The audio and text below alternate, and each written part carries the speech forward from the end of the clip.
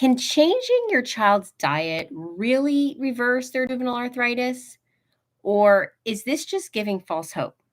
Hi, I am Star Penn. I am the creator and founder of the JIABlueprint, and I'm your leaky gut coach. And it is true, diet is a huge part in healing our child's juvenile arthritis. And that would just make sense that nutrition, we're trying to heal the body, that nutrition would play a role.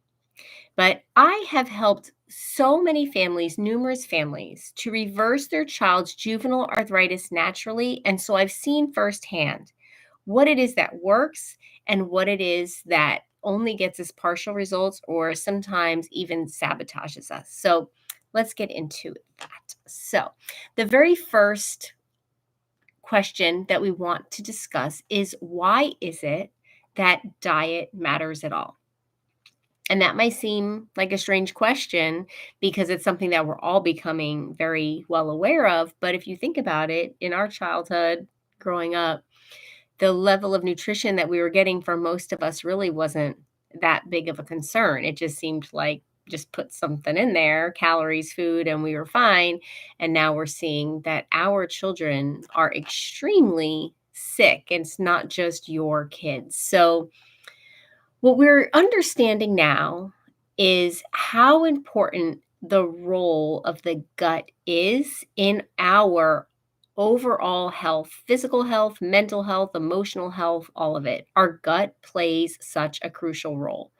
It has about 80% of the body's bacteria and really calls a lot of the shots when it comes to the brain, the heart, the other organs. And unfortunately, what's happened over time and generations, and really is culminating now with our children's generation, is a disintegration of the health of the gut lining. And when we think about that, when we hear that, a lot of times maybe we think of probiotics, that we need more good bacteria. Maybe we give our child a children's probiotic powder, or we're buying kombucha at the grocery store, or giving them yogurt. And those things are good, but it's a lot like, just putting, something on top of a dirty infected wound, right? We really need to go deeper and we need to heal the infection in the first place. Not to mention that lots of foods nowadays are causing a lot of allergies in children. And I'm not talking about the peanut necessarily, or the corn or the soy, some of the big obvious ones. But, if anybody has had some of these allergy tests ran for our kids, it's kind of wild, the foods that their body is creating antibodies for. So, we're dealing with a body that food particles are getting into the bloodstream. Um, sorry, food particles are getting into the bloodstream. Our kids are becoming more and more allergic. And if we try to address it that way, really just looking at what our child can and can't eat based on a test, what ends up happening is every time we test, there's going to be more and more things that their body starts to develop antibodies for. And we end up malnourishing our child if we go down that route. So there's those food triggers that we can talk about. We definitely nowadays we have the gluten, the sugar, the corn, the soy, the dairy, eggs. These are staples. These foods are staples in the human diet, and our children can't eat them. So we do know that, along with highly processed vegetable oils and things like that. If you look on the back of any label, this is what we're seeing is in many of the foods. And that's not to say, the processed oil aside, that's not to say that any of those foods were ever designed to be bad in the first place. But what it is saying is that our child's guts are so destroyed that these things are getting out into their bloodstream, and it's getting the attention of the immune system. And so when we remove them, our kid feels better, our child feels better. So that's when we start to say, oh, diet matters, right? Diet really matters. So we say, okay, we're gluten-free, we're dairy-free, we're buying the fake milk and all of that stuff. And we think that's the solution. When really, removing these inflammatory foods, they do help, right? Because we're removing something that is triggering it. But like I mentioned before, what ends up happening is it'll just be the next thing, and it can really get wild. And if you've ever, maybe hopefully you haven't, but if you've ever seen children that really break out and have really lots of sensitivities, that's really what ends up causing that is the elimination diet. So it's really important that we do focus on nutrition, right? We want a nutrient dense diet, but we don't want a diet that's taking away foods. We want a diet that's incorporating all the good, healthy foods. So in the blueprint, while we recognize when your child first comes in the blueprint that there might be certain foods that their body is not tolerating, the goal in the blueprint is to rebuild the body and reintroduce those foods. The goal, there would be no blueprint if this wasn't truly about not just getting on a certain diet that makes the symptoms seem to go away, but actually getting them back eating and living a normal life, right? So that way they can whatever it is they can't tolerate. But they can eat sugar. Yeah, they can tolerate eggs. We really need to fix the why, not the what. Does that make sense? Yeah, I just kind of came up with that, but it's true. We need to fix the why they can't eat these foods, not just remove those foods. Because then really what are we doing? Really. So while diet does play such a crucial role, it is not the whole picture. And that's really where we go wrong. We do diet supplements, we do tests and diet. And this is why we end up back at the rheumatologist's office eventually, is because the diet is a component and has to be the right one, right? We don't want an elimination diet. We don't want just an anti-inflammatory diet. We want a diet, we want a nutritional protocol that's going to heal the body, that's going to rebuild the gut lining, not just populate it, that's going to help the detox organs to start operating again on their own, not just, focusing on, again, like probiotics and L-glutamine and turmeric and the ones that you've been focusing on.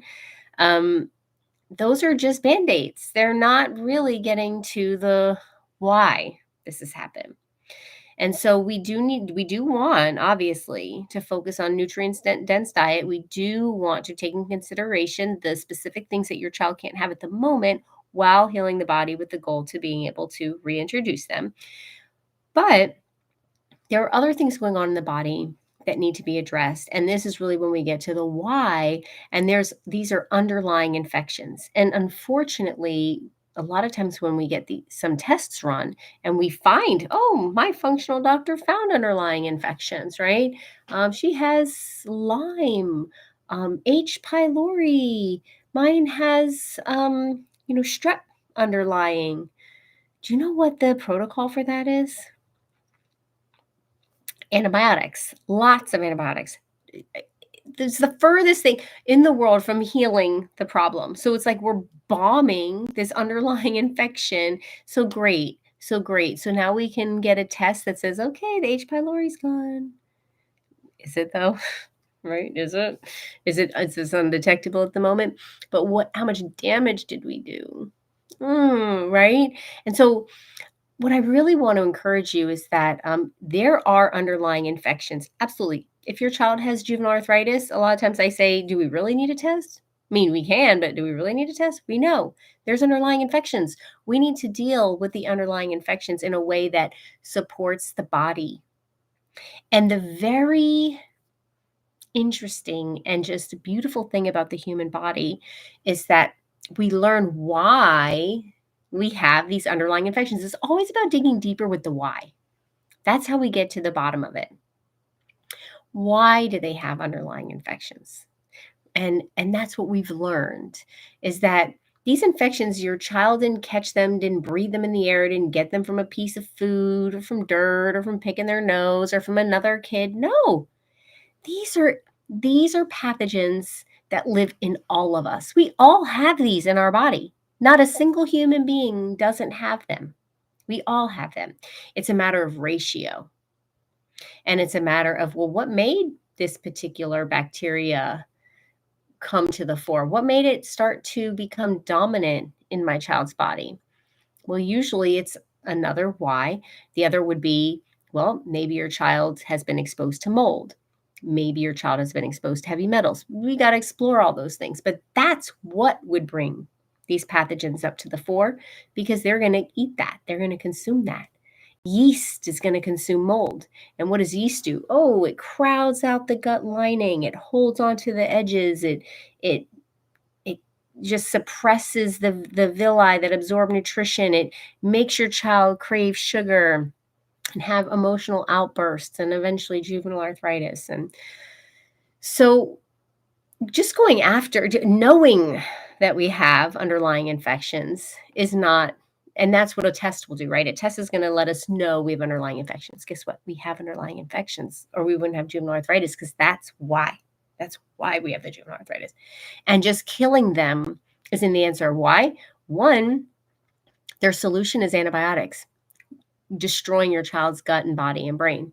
That's one reason. Number two, they're there for a reason. Your body rose them to the fore for the reason. So the one thing that your body could do to save your child out of this situation, hey, let's bring up these tough guys. They're not, they're, wild, wild west, but they know how to eat heavy metals. So bring them up. You just killed your body's last defense at fighting the why. Why are we even here? So that's really what happens. A lot of times we're very short-sighted. We look back and we say, oh, gluten, sugar, dairy, cut it out. Oh, infection, knock it out with antibiotics. And no one's telling us, it's not your fault. No one is telling us the bigger picture and understanding why they're there, right? Why is our child not being able to eat this food? Why does our child have this underlying infection? Once we start getting to the why, we realize it's much more than diet.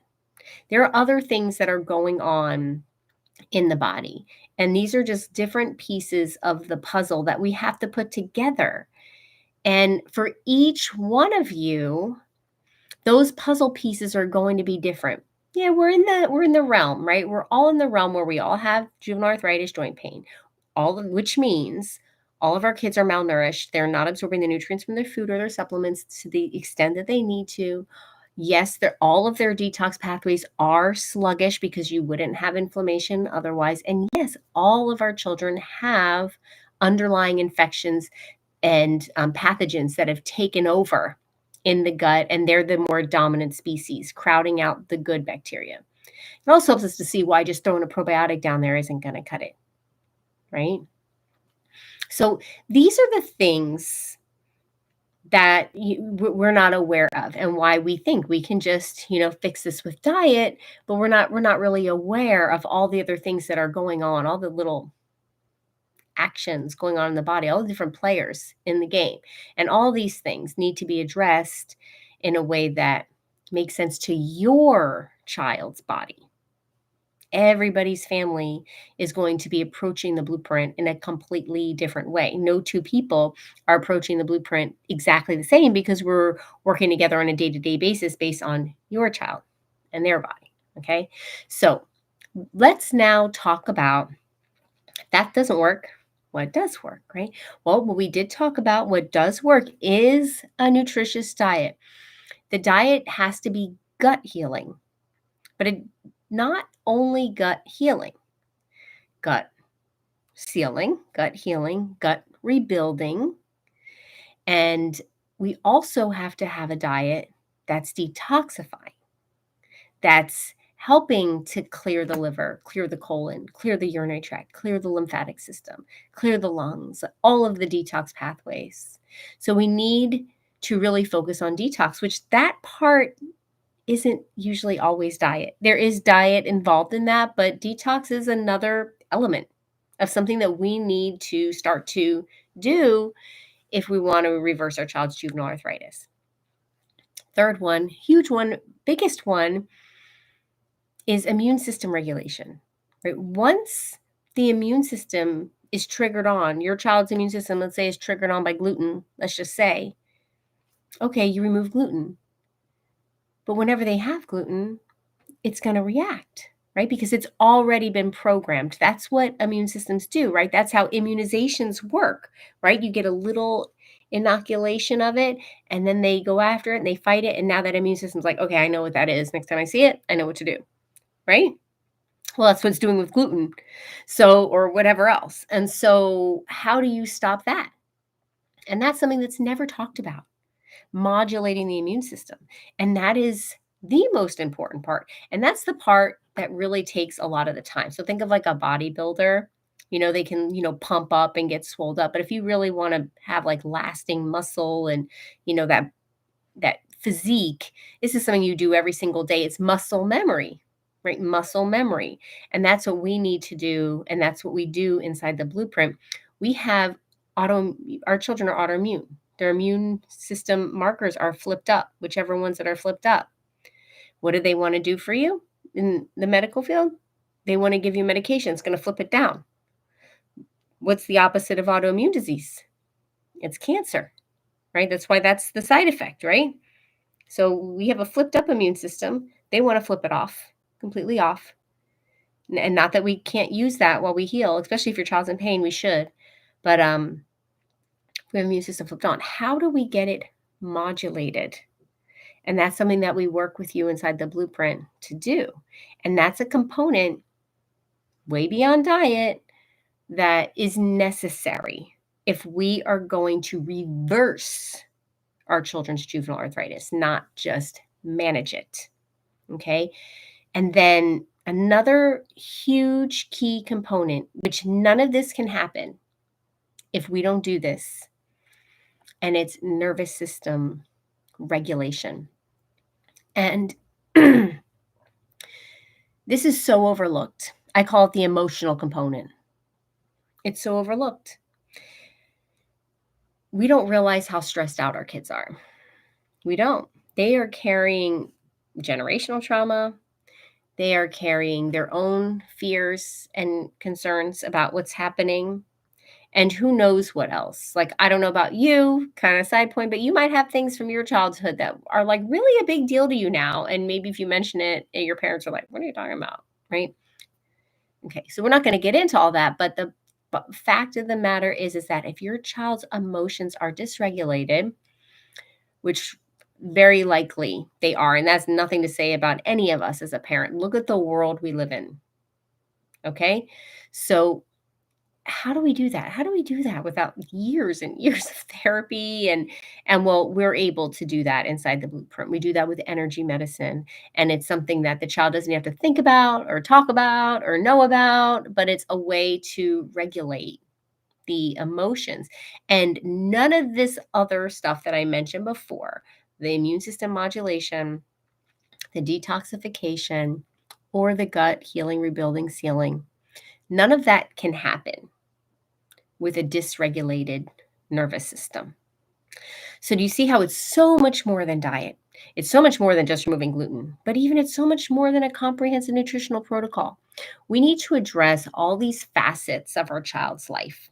And that's why I created the blueprint, to have all of those things in there. And that's why I made it a lifetime access program for the whole family. Because this isn't just something that, like, boop, magic wand. Oh, look what I have for your little Johnny, your little Isabella. Boop, I'm going to heal her. No, I have everything in one place that that you do need in order to heal your child's juvenile arthritis. And I am going to walk you through every step of the way, day by day, until you reverse your child's juvenile arthritis. And that's really why we get this work done in the blueprint. It's the day to day.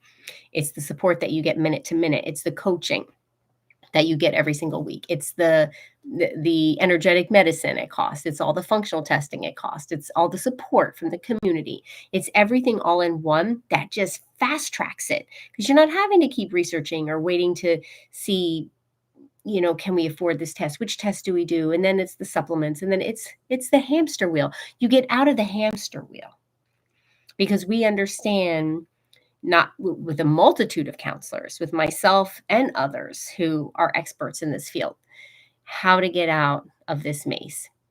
So I hope that this information helps you. I hope it encourages you to take steps forward in your child's juvenile arthritis healing, and really your entire family's overall health, because that is what the JIA Blueprint is here for.